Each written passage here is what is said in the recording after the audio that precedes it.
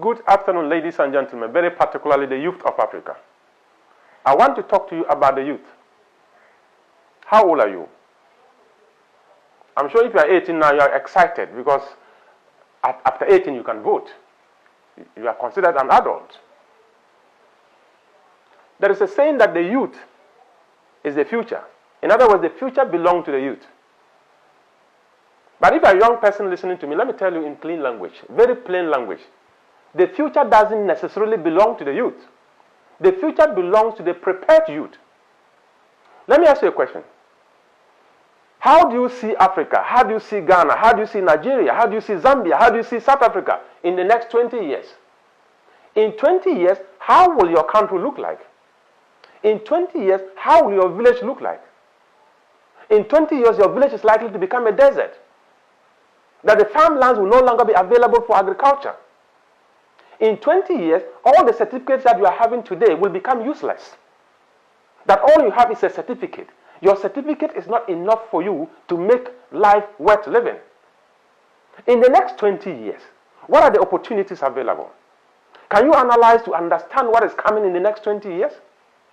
And can you project to put yourself in that 20-year period to find out whether you are fitting into the system?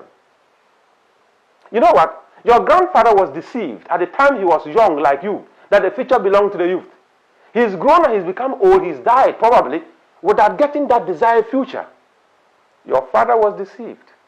He believed so much in his youthful exuberance, and they told him that the future belonged to the youth. That was 60 years ago, and he believed it. He's grown and he's old now. Your father is watching you now as a young person. He used to be like you. Where is that future that was promised him when he was young? Today, it's your turn. And we are telling you all kinds of stories. The future belongs to the youth. And we are pampering you and letting you believe that the future will be better. Who is making that future better?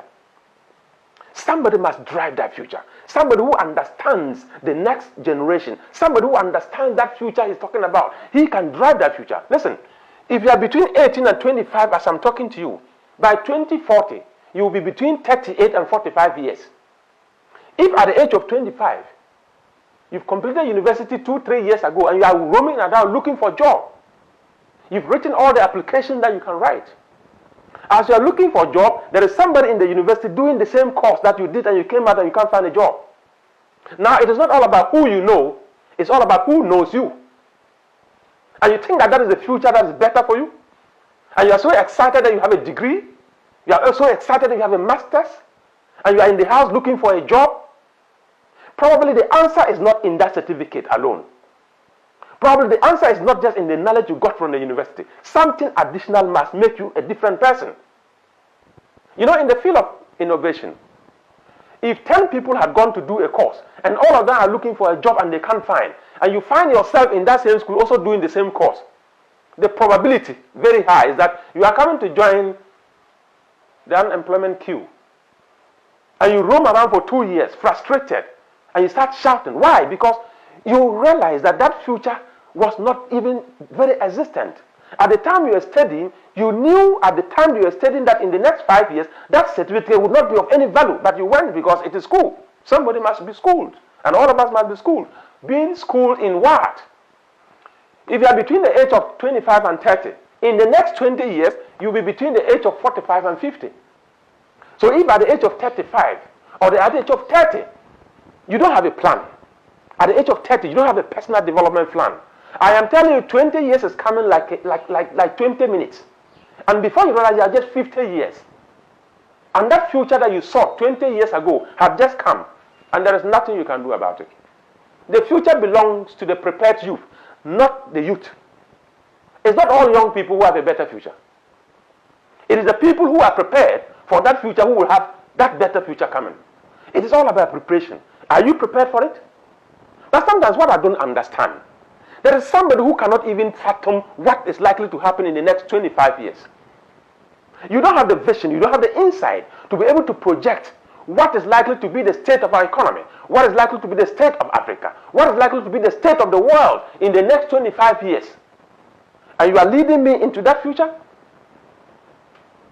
A future that you don't understand yourself? I am saying that your grandfather was deceived with a wonderful future. He never got it. Your father was deceived to be a wonderful future. He never got it. You are in the same boat again. Many of your friends who are elderly have run away from the country. They are in search of greener pastures elsewhere. You are running away from the gold. You are running away from the timber. You are running away from the manganese. You are running away from the oil. You are running away from arable land into a land where there is nothing to do apart from going to clean somebody's office. This is the level of insanity that we have gotten to. A very rich continent with very poor people. What is wrong with us? We are rich naturally. We have everything in this continent. But what we require is the human capital. That capacity to transform the continent requires some level of leadership. Some selfless leadership.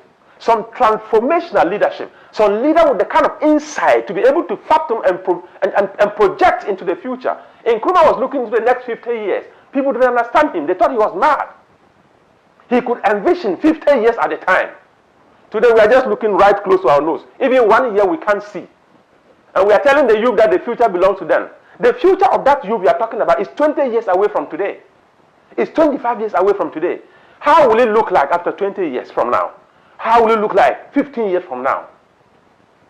Young man, young woman, don't be deceived by people who do not understand what the future looks like. Don't be deceived by people whose future is just totally different from your future. Can you share your future with somebody who understands you? If I am not going to be in that future, and I don't even understand that future, why are you following me? I cannot lead you into a future I can see. Don't be too excited. Many have gotten futures in the past that never materialize. Your own future may never materialize if you don't rise to the occasion and realize that times have come. And you need to do something different from what your grandfather did, different from what your father did, so that you can have that better future that you are seeking for. The future of Africa, the future of your continent, the future of your country, your own future belongs to a well-prepared young man watching me, a well-prepared young woman watching me. It doesn't just come. It's not on a silver platter. The future of Africa belongs to the young, prepared African youth. Thank you so much.